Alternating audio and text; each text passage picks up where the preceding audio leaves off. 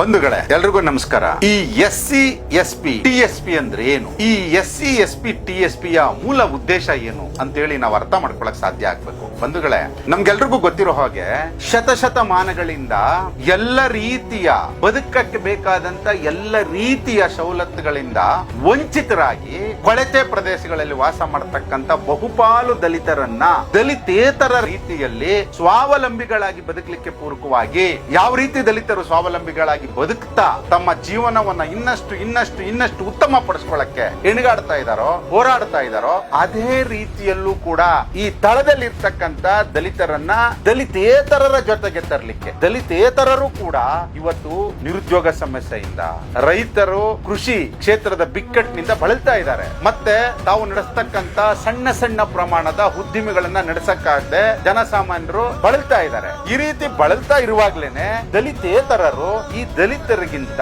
ಮೇಲಿದ್ದಾರೆ. ಈ ಮೇಲಿರ್ತಕ್ಕಂತ ದಲಿತೇತರ ಸಮುದಾಯ ಹಲವಾರು ರೀತಿಯ ಸಂಕಟಗಳನ್ನ ಎದುರಿಸ್ತಾ ಇದೆ, ಅದ್ರಲ್ಲಿ ಎರಡು ಮಾತಿಲ್ಲ.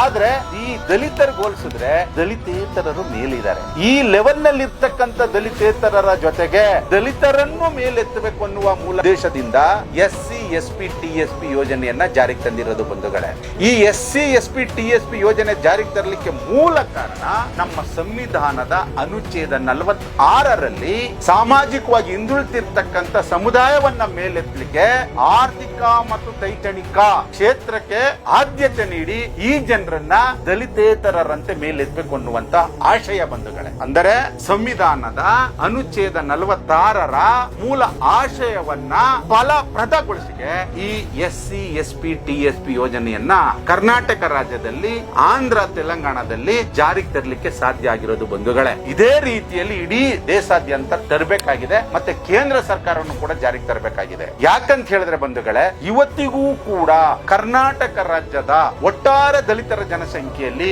ಕೇವಲ 9% ಮಾತ್ರ ಕೃಷಿ ಭೂಮಿಯನ್ನ ಹೊಂದಿರೋದು. ಇನ್ನು ಉಳಿದಂತ 91% ದಲಿತರು ಕೃಷಿ ಕೂಲಿಕಾರರಾಗಿ, ಅಸಂಘಟಿತ ಕಾರ್ಮಿಕರಾಗಿ ದುಡಿತಾ ಇದ್ದಾರೆ.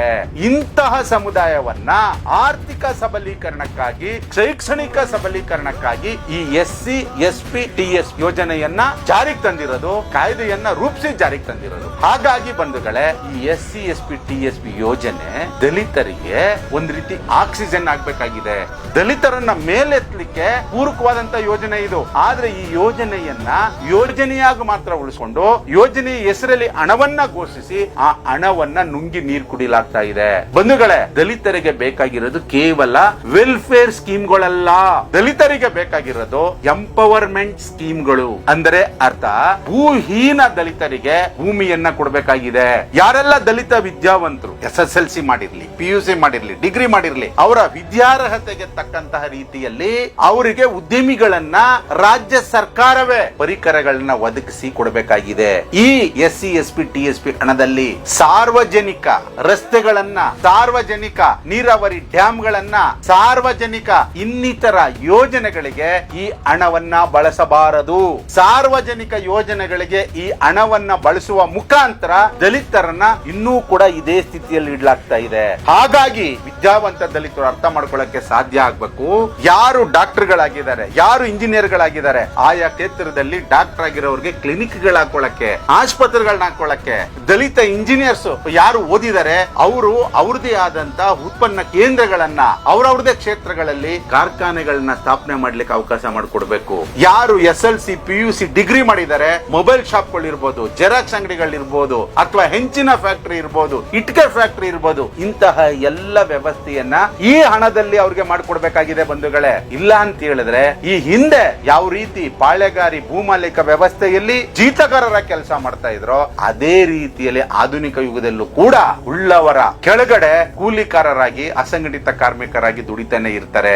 ಇಂತ ಅಸಮಾನತೆಯನ್ನ ಸಮಾನತೆಗೊಳಿಸಲಿಕ್ಕೆ ಪೂರಕವಾಗಿ ಈ SC SP TSP ಯೋಜನೆ ಜಾರಿಗೆ ಬಂದಿರೋದು. ಇದ್ರ ಬಗ್ಗೆ ಉದ್ದೇಶ ಪೂರ್ವಕವಾಗಿ ಆಳುವ ಸರ್ಕಾರ ಜನಸಾಮಾನ್ಯರಲ್ಲಿ, ದಲಿತರಲ್ಲಿ ಜಾಗೃತಿ ಮೂಡಿಸಲಿಕ್ಕೆ ಮುಂದಾಗಲ್ಲ. ಹಾಗೆ ದಲಿತ ಸಂಘಟನೆಗಳು ಇಂತಹ ವಿಚಾರಗಳನ್ನ ಮುಂದೆ ತಗೊಂಡು ಹೋಗ್ಬೇಕು. ದಲಿತ ಯುವ ಜನರಲ್ಲಿ ಜಾಗೃತಿ ಮೂಡಿಸಬೇಕು.